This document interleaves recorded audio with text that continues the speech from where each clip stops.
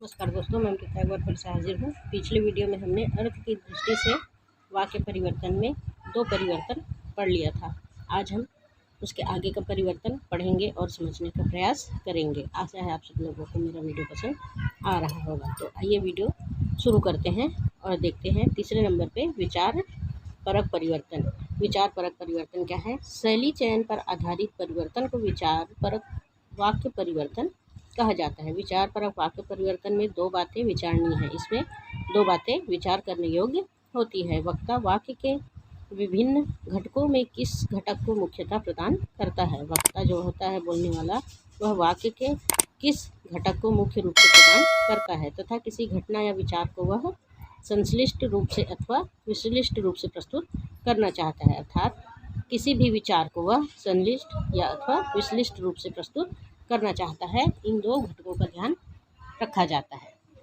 घटकों को मुख्यतः गौणता प्रदान करने के लिए दो तरीके होते हैं। घटकों को मुख्य रूप से गौणता रूप देने के लिए दो तरीके होते हैं। पहला वाच्य परिवर्तन तथा दूसरा बल परिवर्तन।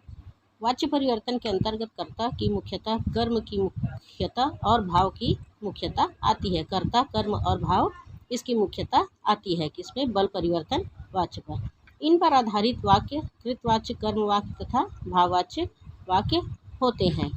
भाववाच्य परिवर्तन के संबंध में यह समझ लेना चाहिए कि इस प्रकार का परिवर्तन वस्तुतः वाक्य के अर्थ केंद्र के चयन परिवर्तन के कारण होता है। भाव परिवर्तन के जो है, यह समझना चाहिए कि इसका वाक्य के अर्थ केंद्र के चयन से परिवर्तन के कारण होता है। इसके अंतर्गत किसी घटक को छोड़ा जा सकता है। इसके अंतर्गत जो है, किसी घटक को छोड़ा भी जा सकता है।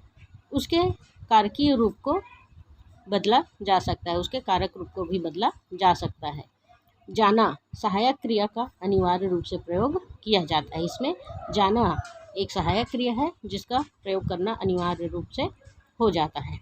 बल परिवर्तन, यह परिवर्तन तीन प्रकार से किया जाता है। पदक्रम परिवर्तन, बल परिवर्तन के जो है तीन प्रकार हैं जिसे परिवर्तन कर सकते हैं। उसमें से पहला है पदक्रम परिवर्तन। इसके अंतर्गत वाक्य के किसी घटक के स्थान को बदलकर प्रस्तुत किया जाता है। पदक्रम परिवर्तन में होता है किसी घटक के स्थान को बदल दिया जाता है, उसके बाद प्रस्तुत किया जाता है। साथ ही उसकी संरचना अथवा उसकी रूपावली में कोई परिवर्तन नहीं करते।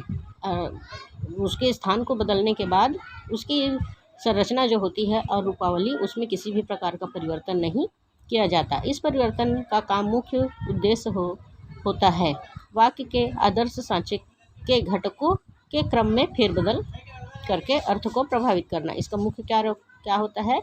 उसके स्थान घटकों के क्रम को अदल बदल करके उसको प्रभावित करना होता है। मैं कल शाम मोहन के घर भोजन करने जाऊंगा, यह आदर्श वाक्य है। इसमें पद क्रम परिवर्तन कई प्रकार से किया जा सकता है।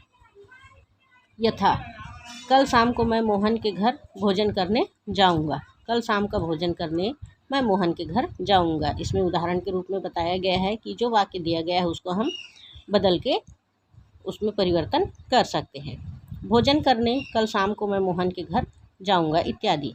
अगला है बल संयोग। इसके अंतर्गत ही भी के भिन्न भिन्न स्थानों पर संयोग से अर्थ में परिवर्तन किया जाता है। इसके अंतर्गत क्या जाता है? भिन्न भिन्न स्थानों पर संयोग से अर्थ में परिवर्तन किया जाता है। इस प्रकार वाक्य के अतिरिक्त अर्थ में भी परिवर्तन दिखाई देते हैं। इसमें जो ही और भी के भिन्न स्थान हैं उनका संयोग करके अर्थ में परिवर्तित या बदलाव किया जा सकता है। इस वाक्य के अतिरिक्त अर्थ में भी परिवर्तन दिखाई पड़ने लगते हैं। सतीश ही अंग्रेजी पढ़ाता है। सतीश ही अंग्रेजी पढ़ाता है। सतीश अंग्रेजी ही पढ़ाता है। सतीश अंग्रेजी भी पढ़ाता है। सतीश अंग्रेजी पढ़ाता ही है। सतीश अंग्रेजी पढ़ता है भी।